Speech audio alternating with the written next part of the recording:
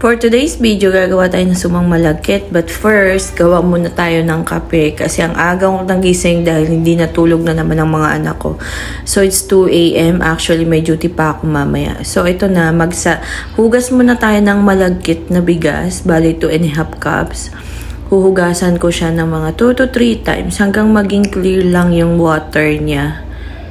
Then, yan. Hugasan lang nating mabuti. Then, eto coconut milk. Mga 2.5 cups lang. Then, since wala akong pandan leaves, pandan extract na lang. Pwede na yan. So, ayan. Haluin lang natin. Then, isasaing natin siya. As in, yung regular na saing lang. But, from time to time, kailangan natin siyang haluin para hindi masunog or matutong masyado yung ilalim. So, ayan, i-check natin siya from time to time. So, ganito yung consistency pa rin niya.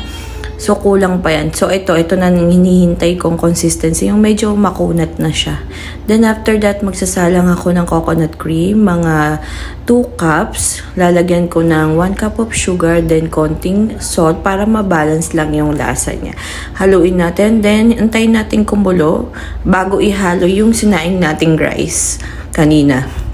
So, ayan, haluin lang natin siyang mabuti. Ayan. Hanggang maging makunat na yung texture niya. Tapos parang medyo shiny na siya. Naluto na yan. So, pwede na yan. Then, after that, gagawa naman tayo ng kanyang sauce. So, ayan. 2 cups of brown sugar, coconut cream, mga 2.5 cups. So, ayan.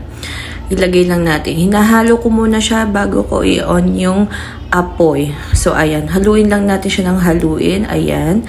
Hanggang maging thick yung consistency niya. Then, idiretso na natin siya sa ating suman kasi mabilis siyang manigas. So, ready na ang suman. Thanks for watching. Bye!